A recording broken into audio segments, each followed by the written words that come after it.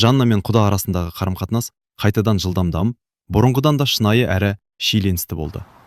Жанна енді тек бір нәрсені түсінді. Егер сезім бар болса, оны жас айырмашылығы мен қоғам қысымына қарамай дамытқысы келеді. Келесі аптада Жанна мен құдасы кездесу үшін қала ортасындағы шағын мейрамханаға шықты. Бұл жолы Жанна өзіне сенімді болуға тырысты, бірақ жүрегі әрбір қадам сайын дүрс ете берді. Мейрамхана тыныш, жеңіл музыка ойнап тұрды. Құдасы Жаннаны қарсы алып, мәз болып мәзірге қарап отырды. Сізге не ұнайды, Жанна апай? Мен сіз үшін таңдап қойсам ба? Деді ол әзілмен. Сіз білсеңіз жақсы болар, деп Жанна жауап берді, сәл қызарып. Таңдалған тағамдарым күтіп отырып, олар өткен аптадағы саябақтағы әңгімелерді еске алды. Саябақтағы сол сәтте, сіздің күлкіңіз бәрін өзгертті, деді құдасы сәл жуандап. Жанна көзін сәл жұмып, жүрегі дүрс ете түсті. Ол мені байқап отыр, және бұл ұнайды. Тағам келгенде құдасы бір кішкентай әзіл жасап, Жаннаның стаканын кездейсоқ өзінікіне жақын қойды. Бұл сәтте олар бір-бірімен көз қарасып қалды. Сіз әрдайым осындай нәзік әзілдер ойлап табасыз ба? Деп сұрады Жанна сәл күліп. Кейде, бірақ бұл сізге арналған, деді құдасы жеңіл күлкімен. Жанна ішінен ойланды. Мен 54-темін. Бірақ бұл сәтте жас айырмашылығы маңызды емес сияқты. Жүрегім оның қасында жылылық сезді. Кішкене уақыт өткен соң құдасы: бір нәрсе сұрасам бола ма? Деді, көзінде нәзік қызығушылықпен. Әрине, деді Жанна аздап қобалжиып. Сіз өз сезімдеріңізді қалай қабылдайсыз? Біз бұдан ары қалай боламыз? Деді құдасы ашық түрде. Жанна сәл үнсіз қалды. Ішкі жанарында ойлар аралас, қорқыныш, қуаныш, тосын тартымдылық. Бірақ ол жүрегін тыңдап жауап берді. Мен сезімімді тыя алмаймын. Бұл ерекше сезім, деді Жанна. Құдасы жеңіл күлді, қолын Жаннаның үстелдегі қолына сәл тигізіп.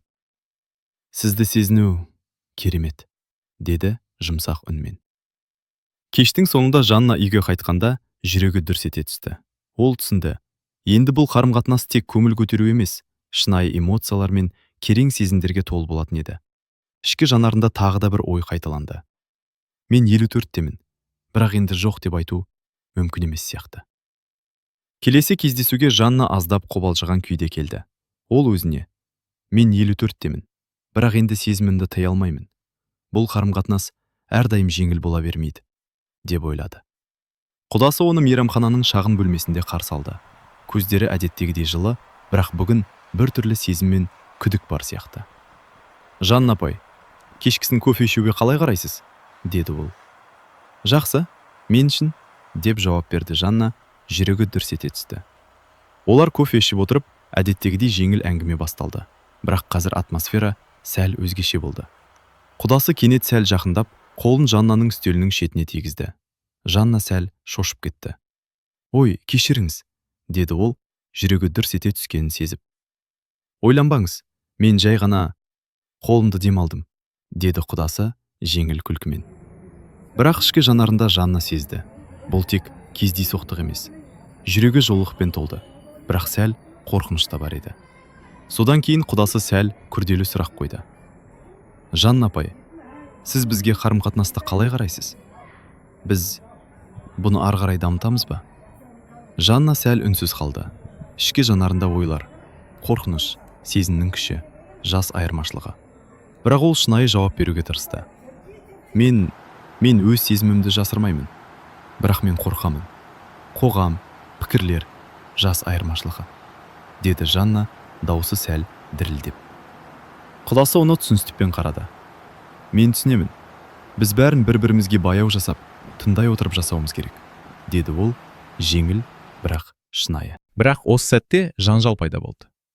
Жаннаның кішкентай немересі қасынан өтіп, бірдеңе сұрап қалды. Және Жанна оны ұстап, құдасына сәл қатаң қарап: менің ойымша бұл дұрыс емес, деді ол ішкі қорқынышпен. Құдасы кішкене күлді, бірақ оның көздерінде нәзік тартымдылық болды. Кешіріңіз, мен тек ойнағым келді, деді ол, жанарынан сезім байқалады. Жанна ішкі жанарында тағы да ойланып отырды. Мен 54-темін, бірақ бұл сезім мені тоқтатпайды. Қорқыныш бар, бірақ қызығушылық басын. Мен оны қалай қабылдаймын? Кештің соңында олар кофе ішіп, жеңіл әңгімелермен кешті аяқтады. Бірақ Жанна үйге қайтқанда жүрегі дүрс ете түсті. Ол түсінді. Енді бұл қарым-қатынас тек көңіл көтеру емес, терең эмоциялар мен сынақтарға толы болатын еді. Жанна үйге келген соң кеш бойы ойланды. Көз алдына құдасының күлкісі мен жылы көзқарасы, сонымен қатар соңғы кездесудегі кішкентай жанасылар келді. Бірақ енді ойында жаңа сезім пайда болды. Бірақ бұл тек жас айырмашылық емес. Менің өткен өмірім мен тәжірибемді ол қалай қабылдайды, деп ойлады Жанна. Келесі кездесуде құдасы оны қаладағы кішкентай саябаққа шақырды. Жанна еркін әрі сенімді болуға тырысты. Бірақ жүрегінде біртүрлі қобалжу бар еді. Жанна апай, мен сізбен сөйлескім келеді. Өткеніңіз туралы, деді құдасы сәл нәзілдеп. Өткенім бе? Деп таңғалды Жанна сәл үндемей. Олар саябақтағы бір-бірінен сәл қашықтап отырып, шынайы әңгімені бастады. Жанна өзінің бұрынғы отбасылық өмірін айтып берді. Бірінші некесі, қиындықтары, айырылысу. Көзінен аздап жас шықты, бірақ ол жүрек сырын ашып отырды. Менің өткенім кейде мені қорқытатын білесіз бе? Деді Жанна ішкі сезімін ашып. Құдасы оның қолын ұстап, жеңіл күлкімен, мен сіздің өткеніңізді түсінемін. Біз бәрін бірге өткере аламыз, деді ол шынайы. Бірақ құдасының өзі де өткен өмірінің кейбір сәттерін айтты. Бұрынғы қарым-қатынастары, қателіктері, жас кезінде қабылданған шешімдер. Ол ашық сөйлеп, Жаннаның оған деген сенімін арттырды. Мен қателік жасадым, бірақ сіздің қасыңызда болғым келеді, деді құдасы, көзінде нәзік шынайылық бар. Жанна ішкі жанарында ойланып отырды. Менің өткенім ауыр болды. Оның да өткен өмірі бар. Бірақ біз бірге болсақ, бәрін жеңе аламыз ба? Саябақта олар жай ғана отырып, бір-бірін тыңдап, эмоцияларын бөлісті. Бір кезде құдасы, сізді білу мен үшін ерекше. Сізді тек қана жасыңыз үшін емес, сіздің күніңіз бен сезіміңіз үшін бағалаймын, деді ол жұмсақ үнмен. Жанна сәл сызылды. Жүрегі жылылыққа толды. Бұл кездесу екеуінің арасындағы қарым-қатынасты жаңа деңгейге көтерді. Тек сыртқы тартымдылық емес, терең сенім мен түсіністік. Кештің соңында Жанна үйге қайтып бара жатып ойланып жүрді. Бірақ бұл қарым-қатынас мені қорқытпай, керісінше өмірге жаңа күш береді. Мен енді ештеңеден қорықпаймын. Бұл кездесу олардың қарым-қатынасының эмоционалды тереңдігін көрсеткен алғашқы сәт болды. Алдағы кездесулер енді тек қызықты ғана емес, кейде қиын сынақтар мен шешімдерге толы болатыны анық еді. Жанна мен құдасы келесі кездесуді қала сыртына, шағын демалыс саябағына жоспарлады. Бұл жол тек өздері, ешкім араласпайтын ортада болу үшін. Жанна жүрегі дүрс ете отырып дайындалды. Сәл ресми, бірақ жеңіл көйлек пен жайлы аяқ киім. Саябаққа жеткенде құдасы оны күліп қарсы алды. Жанна апай, мына жерді көрдіңіз бе? Таза ауа, тыныштық. Бұл біздің үшін, деді ол, көзінде ерекше жылулық бар. Жанна сәл күліп, иә, керемет екен. Мұнда тек біз екеуміз ғана боламыз, деді ол, ішкі сезімін тұншықтыра алмай. Бірнеше минут өткен соң олар көл жағасына келді. Құдасы екеуіне шағын қайық жалдауды ұсынды. Жанна сәл қобалжыса да келісіп қайыққа отырды. Бірге жүру қызықты болады, деді құдасы жеңіл күлкімен. Иә, бірақ менің теңгерімімді байқап көресіз бе? Деп әзілдеді Жанна сәл қызарып. Қайық қозғалып, олар көлде бір-біріне жақындап отырып, әңгімелерді бастады. Әдеттегідей жеңіл флирт пен әзілдер болды. Бірақ қазір атмосфера сәл тереңірек, интимді сезім бар. Бір кезде құдасы қолын Жаннаның қолына тигізді. Жанна сәл үнсіз қалды, жүрегі дүрс ете түсті. Бірақ бұл сәтте жас айырмашылығы маңызды емес. Бұл ерекше тартымдылық. Кенет жел соғып, олардың қайығы сәл шайқалды. Жанна сәл шошып, құдасы оны ұстап күліп. Қауіп жоқ, менің қасымдамын, деді ол біртүрлі нәзілдікпен.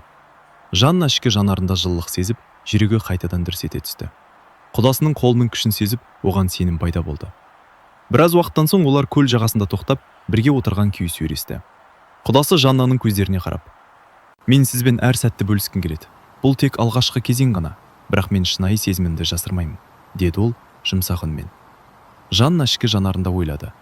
Мен қорқамын, бірақ бұл сезімнің күші, енді мен оны жоққа шығара алмаймын. Саябақтан қайтып келе жатқанда құдасы Жаннаны жеңіл демалыс кафесіне шақырды. Олар бірге жеңіл тағамдар жеп, кішкентай әзілдер мен ойындар арқылы қарым-қатынасты одан әрі нығайтты. Кеш соңында Жанна үйге қайтқанда жүрегі қуанышқа, аздап қорқынышқа және қызықты сезімге толы болды. Ол түсінді. Енді бұл қарым-қатынас тек кездейсоқ емес, терең эмоциялар мен шыңдалған байланысқа айнала бастаған еді. Келесі аптада Жанна мен құдасы бір-бірімен кездесіп, қала сыртындағы тыныш кафеде отырды. Әдеттегі әзілдер мен жеңіл флирт аздап өзгергендей болды. Енді әңгіменің ортасында терең сезім